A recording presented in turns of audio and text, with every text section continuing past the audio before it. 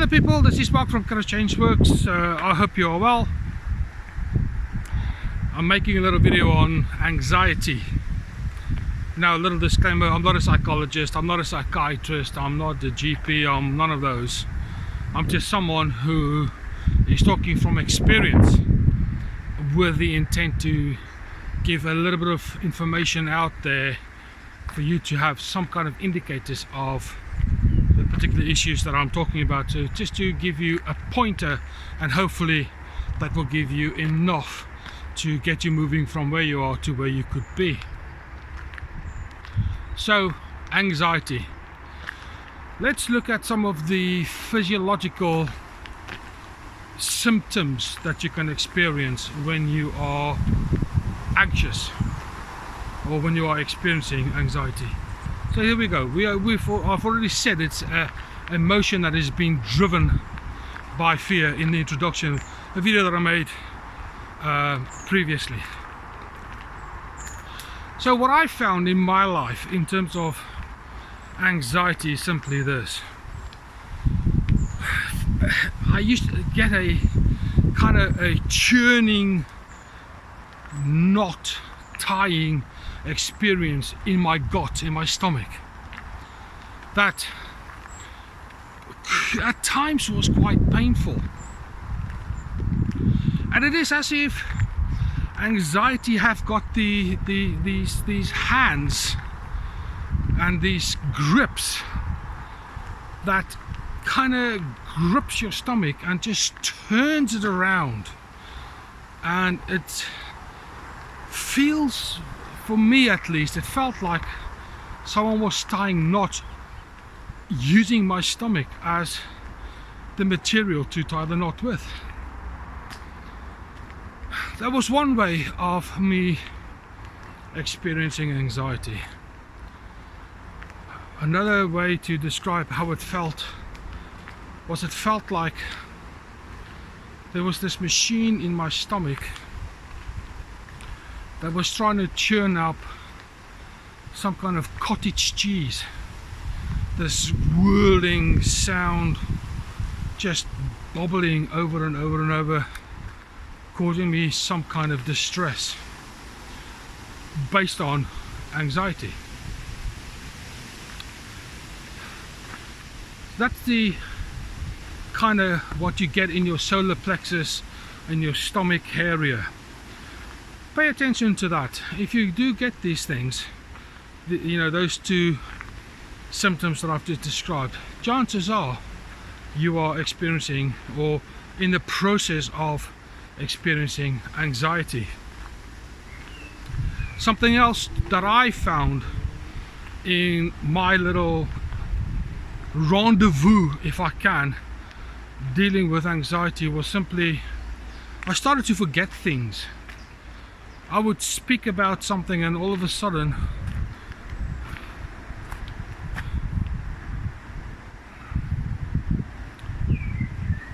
as if my voice just disappeared,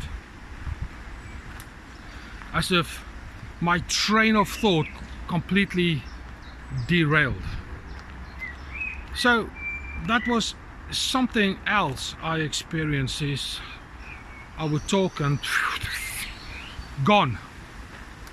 It's also linked with stress, but that's for another video series altogether. But for anxiety, I experienced something very similar. I would just talk and then boom, gone.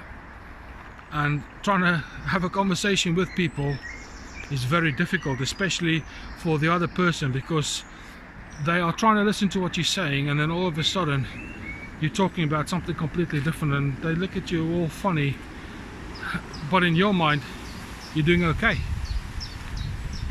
So pay attention not just to what you're saying, but also how the other person is reacting to what you're saying. If they're looking all confused, chances are it's because you switched topics mid-sentence or mid-paragraph, mid-conversation, something like that. So pay attention to that, so when you start forgetting what you're saying. Other issues is there's this scariness, this worry, as if you feel like you're being pinned to where you are and the idea of going out or doing something different is a massive task. That is, you feel emotionally disabled. You know, some people have told me in the past that they have the idea of going to the front door to go to the shop or to visit a friend is something that they simply can't do because of the anxiety they are experiencing. So be aware that if there's tasks that you would normally do quite easily, and now all of a sudden you find it tediously hard work, chances are anxiety is holding you back.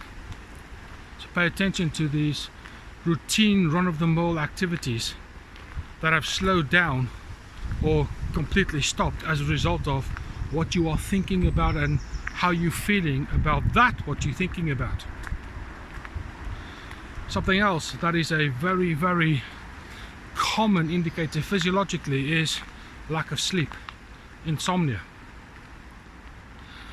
Because your mind is running at 100 miles an hour or 1,000 miles an hour, you simply can't fall asleep because you're so anxious about what is happening tomorrow or next week, or you know, in a couple of weeks time, and you're trying to process what's going on and how you can fix it and what if not, and you've got all these questions that is continually churning around and around and around and around,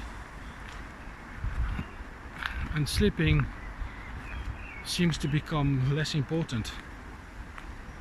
But that is part of the cure, is getting good sleep. So pay attention when you start finding out that you're not sleeping quite as much or quite as well as you could. Could be that you're having anxiety. Another one that I was experiencing quite a lot was I used to shake a lot. My body used to have these little tremors, and it became quite scary for me to hold plates and cups and stuff like that, because I was scared I wasn't able to grip, you know, cutlery or stuff like that, because I was anxious and I couldn't keep myself still. I was jittering and jittering everywhere. Something else. And for now, the final one is just feeling tired, lethargic, tense all the time. Once you feel like that, maybe it is that you're having anxiety. There's loads more, but for now, in my mind, those are the important ones, or certainly the common ones. So if you found this particular video insightful or helpful, please like and subscribe, hit the bell of course, make comments and share. I appreciate all your support. And in the comments box, if you have had any experience with anxiety, negative or positive, please let me know. I really appreciate that. But for now, this is Mark from Garage Changeworks, and I'll speak to you soon.